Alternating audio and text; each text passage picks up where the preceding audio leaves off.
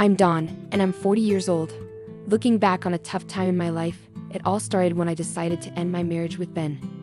I realized we weren't a good match because he acted like a child and annoyed me. The idea of staying with him forever felt like too much to bear. But it wasn't just Ben who made me unhappy. His mom, Carol, also made my life difficult. Right from the start, she made it clear she didn't think I was good enough for her son. Her constant criticism and mean comments made me feel bad about myself and like I didn't belong in my own marriage. I remember many times when Ben's immaturity and Carol's meddling caused problems for us.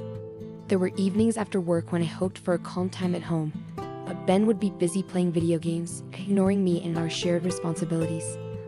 When I tried to talk to him about it, he just brushed me off, saying I was making a big deal out of nothing. Ben, I had a really long day at work. Could you please help out with the chores? Can it wait? I'm busy playing this game right now. But that wasn't even the worst part. There was a time when you forgot our anniversary. I can't believe you forgot our anniversary, Ben. It was a special day for us. Oh, come on, Dawn. It's just a date. We can celebrate it another time. Then he invited his mother over without even asking me first.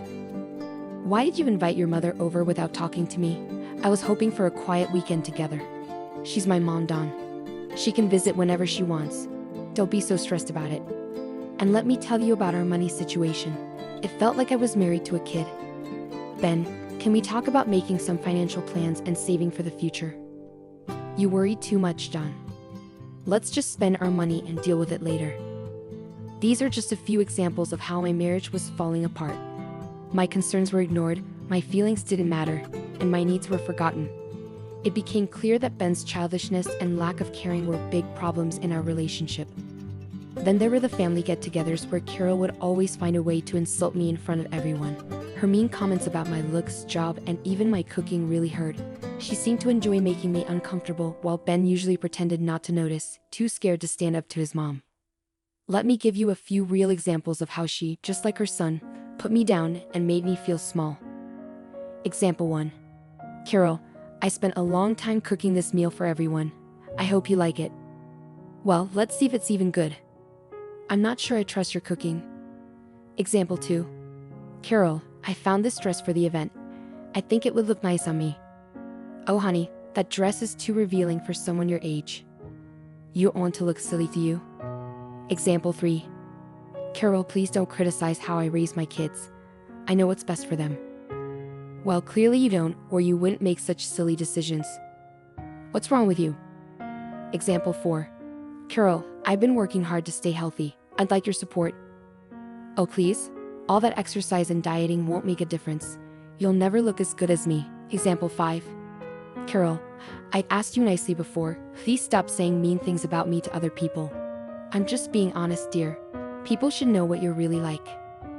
These conversations show how Carol always put me down and said hurtful things throughout my marriage. Her actions caused a lot of stress and made it hard to find any happiness with Ben. I reached a point where I knew I deserved better than this toxic situation. I made the tough choice to file for divorce, wanting to break free from the constant emotional pain I'd endured for too long. The courtroom became a place where I had to explain to the judge why I wanted to end the marriage, talking about how it had hurt me. When the legal process was over, I felt a bit lighter, like a weight had been lifted off my shoulders. But then something unexpected happened. My ex-mother-in-law, Carol, couldn't hide her happiness. She stood up in court looking thrilled and said she'd finally gotten rid of me and won her son back. I've won. I finally won. Hearing her say that made me furious. How could she be happy about my pain and the end of my marriage? I couldn't hold back my anger. I told her exactly what I thought of her, calling her out for being a mean and spiteful person. But instead of being affected by what I said, Carol just laughed. Her laughter filled the courtroom, making the end of that painful chapter in my life even harder to bear. It was a scary reminder that some people feel like they win by hurting others, and her joy only made me more determined to move past the toxic situation I'd been in. Leaving the courtroom behind, I decided to take back control of my life and find the happiness I deserved. Carol's laughter reminded me of the battles I fought and the strength I'd found in myself. I wouldn't let others' judgments or cruelty define me anymore. I was determined to rise above the negativity and embrace the freedom waiting for me. With every step forward, I started a journey of healing and self-discovery. The path ahead wasn't easy, but I faced it with determination. I knew finding happiness wouldn't be easy, but I'd grown stronger from the struggles I'd faced. It was time to leave behind the drama and pain and look forward to a future full of hope and self-love. But unfortunately, the story doesn't end there. It seems like trouble just keeps finding me. Remember when Carol was gloating about winning? Well, she thought she'd get something out of it, but she never did, and she never will. You see, she believed she'd finally get her hands on a prized family heirloom she'd envied for years. What she didn't know was that I held the key to her dreams. It was a stunning diamond orchid necklace, passed down through generations in my family. Its beauty and rarity made it incredibly valuable, worth millions of dollars. Carol's eyes always lit up with greed whenever she saw it, but she could never have it. Throughout my marriage to Ben, Carol would often suggest selling the necklace for practical reasons, but I always refused, explaining its sentimental value and importance to my family. Even after the divorce, Carol still thought she deserved half of its worth. She believed she was entitled to it, thinking it would fulfill her materialistic desires. But what she didn't know was that I had a plan. It had been a month since the divorce, and I thought I'd left Carol and her schemes behind. Then, one evening, I was surprised when I heard a familiar knock on my door. Opening it, I saw Carol standing there, crying and shaking. "Dawn, please, can we talk?" Feeling curious and a bit sorry for her, I let her in to get away from the cold. I wondered why she was so upset and why she'd come to see me. We sat down in the living room, and I asked her to tell me what was wrong. Through her tears, Carol managed to speak, her voice trembling. "My plan, it's all gone wrong, Dawn," Carol said between sobs. "I thought I'd get what I wanted, but it's turned into a disaster." I felt skeptical but curious about what she was talking about. "What plan, Carol? And why are you so upset?" Carol took a deep breath, trying to calm herself down. "You see, I thought Ben would get half of the value of the heirloom, and I would finally get what I wanted. But he told me something that changed everything." I leaned in, eager to hear what she had to say. "What did Ben tell you, Carol? Please tell me." Carol wiped away her tears, her voice sounding regretful and surprised. Ben told me he'd forgotten to mention a prenuptial agreement he signed before we got married. It said the heirloom and all your money were protected. I never had a chance." I couldn't help but laugh, feeling a mix of relief and triumph. "Oh, Carol, I've been waiting for this moment. I always knew your schemes would backfire." Carol's face turned red with embarrassment and anger. "You knew the whole time, and you let me think I had won? How could you do that?" Leaning back in my chair, feeling triumphant, I smiled at Carol. "Oh, Carol, I didn't make you believe anything. You just saw what you wanted to see because you were so focused on what you wanted. I knew the truth would come out eventually, and it did." As Carol faced the reality of her actions, her tears turned into frustration and regret. She had gambled and lost, leaving her with nothing but defeat. "I can't believe you had a prenup, Dawn. I was hoping to get some of your money after the divorce." "Carol, this isn't about being a good wife. It's about protecting myself and what's mine from people like you. I was smart enough to look out for my future. Don't be upset, Carol. You're the one who tried to trick and manipulate others for your own gain." Reluctantly, Carol pulled herself together, glaring at me with a mix of anger and resignation. "Heartless. You dare to call me heartless, Carol? Look at how you treated me during my marriage to Ben. You were mean, cruel, and always trying to control everything." As Carol stormed out, the room fell silent. The weight of her failed plans hit her hard. It was clear that her greed and deceit had led to her downfall, leaving her with nothing. I stayed strong, knowing I had to stand up for myself and what was mine. I had learned that trust and love shouldn't blind me to betrayal. As Carol reluctantly composed herself, she shot me a glare filled with anger and resignation. The bitterness of her own decisions hung heavy in the air as she muttered one word: "Heartless." I couldn't let that slide. "You call me heartless? Carol, look at how you treated me during my marriage to Ben. You were mean, cruel, and always trying to control everything." "I never treated you badly," Dawn firmly asserted. "You're exaggerating, Dawn." "Oh, really? Let me remind you of the time you purposefully excluded me from family events, constantly belittled my achievements, and spread rumors about me behind my back. You enjoyed seeing me suffer," Carol retorted, frustration evident in her voice. "I did no such thing. You're just trying to paint me as the villain. Stop denying it, Carol. I've had enough of your lies and manipulation. Get out of my house, please, Dawn demanded, her patience wearing thin. Dawn, please, just give me some money. I really need it, Carol pleaded desperately. I'll give you 30 seconds to get off my property, or I'll call the police. This is your last chance, Dawn warned seriously. You can't treat me like this, Dawn. We're family. Family should be kind to each other, Carol argued angrily. Goodbye, Carol, Dawn said firmly as Carol left, looking upset and defeated. As the seconds passed, Carol's face showed a mix of anger, shock, and feeling like she lost. She realized she couldn't control Dawn like she wanted to. Reluctantly, she walked towards the door. The tension between them filled the air. Carol gave one last look before leaving, stepping into an uncertain future and facing the consequences of her actions. I stood tall, feeling both relieved and free.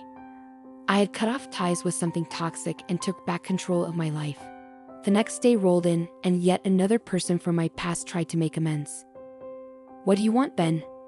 I asked, my voice cold and unwelcoming. Dawn, I need your help. I'm in a tough spot right now.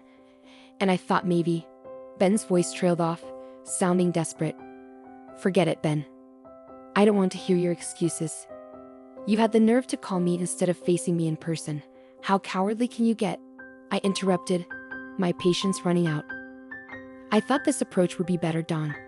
Please just listen to me, Ben pleaded, his voice trembling. All right, Ben. Go ahead. Explain to me how you always put down my goals, laughed at my dreams, and made me feel inadequate. Do you recall those instances? I confronted him. I'm not sure what you mean, Dawn. We had our differences, but Ben started, but I interrupted him. Disagreements? Is that what you call it? I call it emotional abuse. You constantly underestimated me, trying to crush my spirit, but I'm done with it. I deserve better, I declared firmly. Please, I'm sorry for everything. I'm in a tough spot right now, and I thought maybe you could help me out. Ben's voice trailed off once more, his desperation evident. It's ironic, Ben. You agreed to the prenup, yet now you're here begging and pleading. I didn't fully understand what I was signing. I just knew I loved you. Stop pretending, Ben. You probably expected me to change my mind, I remarked sharply, my tone cutting through the air.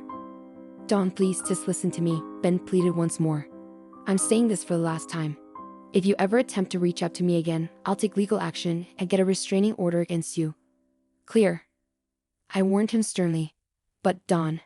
Ben tried to protest, but I cut him off. No, Ben, it's finished. Goodbye, I stated firmly, ending the call and removing his number from my contacts. I was finally free from both of them, and I felt relieved. As I sat and pondered on the journey I'd been through since my turbulent marriage ended, a feeling of contentment enveloped me. I was in a much better place now, both mentally and emotionally. It felt like a heavy burden had been lifted, allowing me to breathe freely once more. Life had taken an unexpected turn, and I found myself enjoying the simple pleasures it offered. I embraced my newfound freedom and delved back into the dating scene, meeting new people and relishing the excitement of forming romantic connections. Throughout this journey, I learned to value myself and refused to settle for anything less than the love and respect I deserved. Alongside the thrill of new relationships, I discovered strength and empowerment in sharing my story with others.